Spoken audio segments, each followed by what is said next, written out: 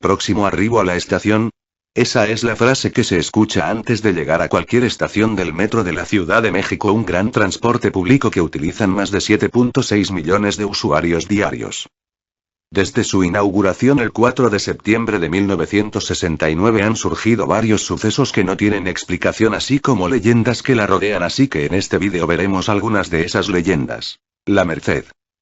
Una leyenda de los años 80 habla de una rata gigante que habita el mercado y las inmediaciones de este.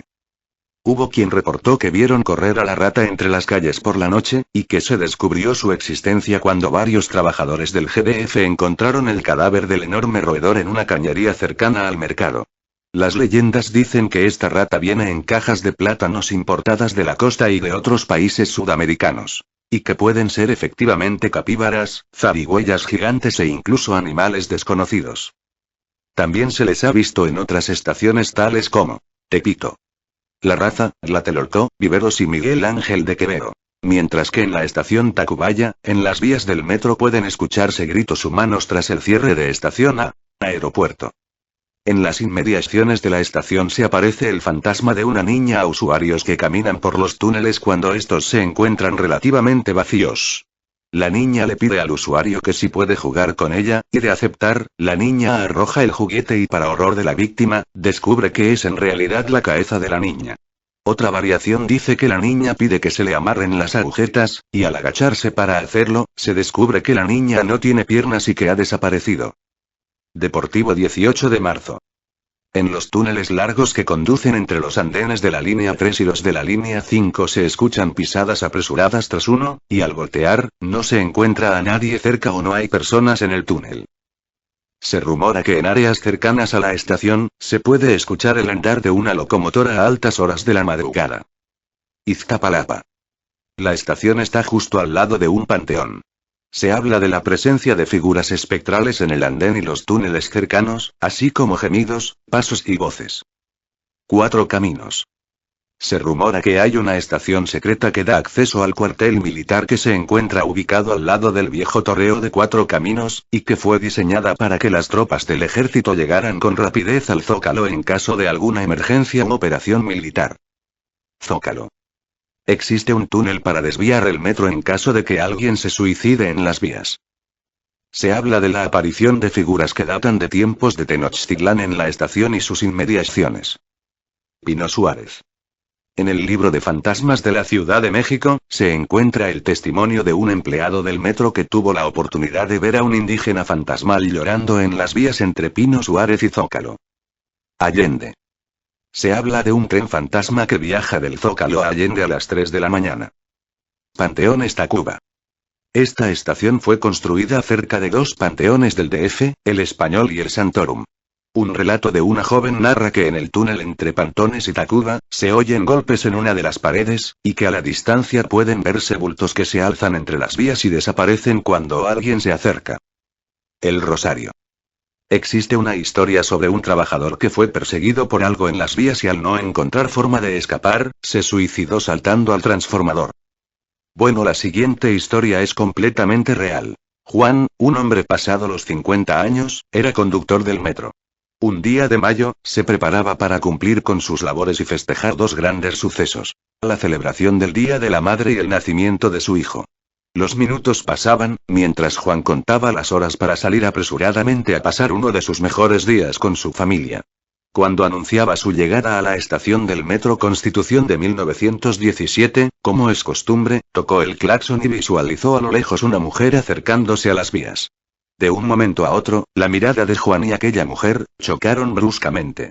Él sabía lo que sucedería. Sus manos temblaban, pero aún así activó de inmediato el freno de emergencia. Era demasiado tarde y la mujer ya se había arrojado. Juan dio aviso de inmediato al puesto central de control para cortar el suministro eléctrico de las vías del metro.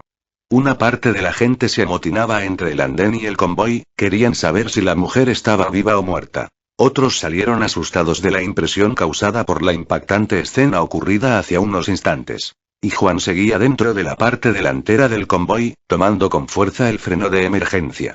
Frío, pálido y con la presión alta, se quedó ahí, petrificado por la impresión hasta que el jefe de estación llegó y le pidió bajara.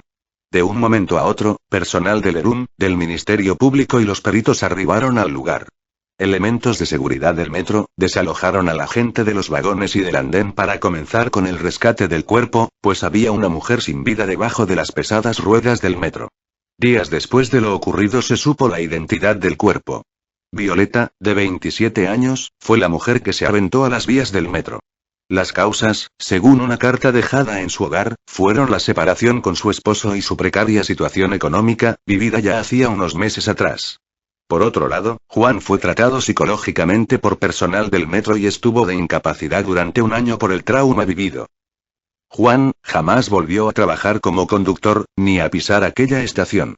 Tuvo que cambiar de trabajo aunque quedó marcado de por vida al recordar la profunda tristeza vista en los ojos de Violeta antes de lanzarse.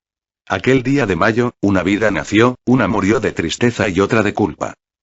Datos y estadísticas tomadas del periódico Universal, un total de 26 personas fueron arrolladas por los trenes del sistema de transporte colectivo, SCT, Metro tras haberse lanzado voluntariamente, durante el año 2010 y el primer mes de 2011.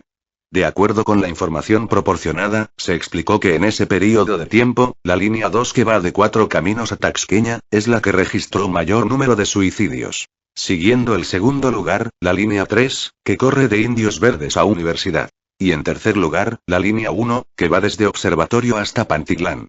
Universal, 2011. Las causas de los suicidios son principalmente sentimentales, y en los últimos años la crisis económica ha empujado a muchas personas a realizar su objetivo, suicidarse, que en el 96% de los casos es concretado. El metro de la Ciudad de México es un lugar donde convergen diversos momentos tétricos, misteriosos, sucios, perversos, vandálicos, de ligue, violentos, sexuales, siniestros, oscuros, etc. La vida debajo de la gran urbe transcurre entre millones de personas que diariamente abordan el gran transporte colectivo, viviendo siempre a la expectativa de algún extraño o misterioso suceso aparezca ante ellos. Ahora he de preguntar a quién no le pasan cosas extrañas en el metro.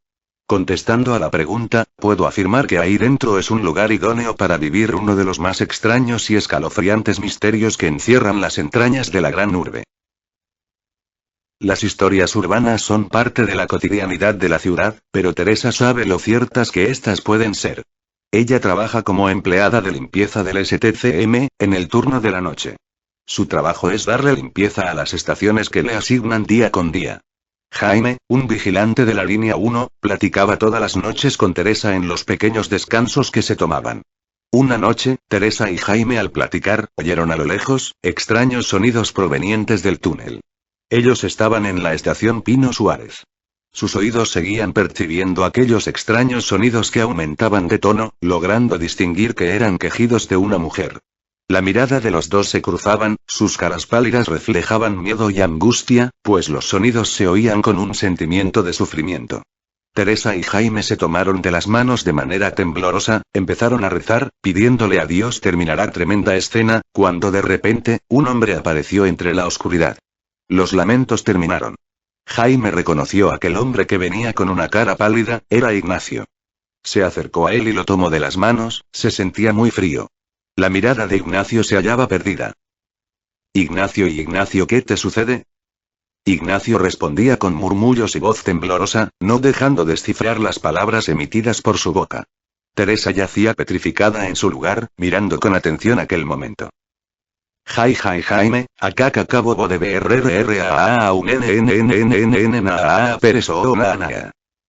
Ignacio, ¿pero a quién viste?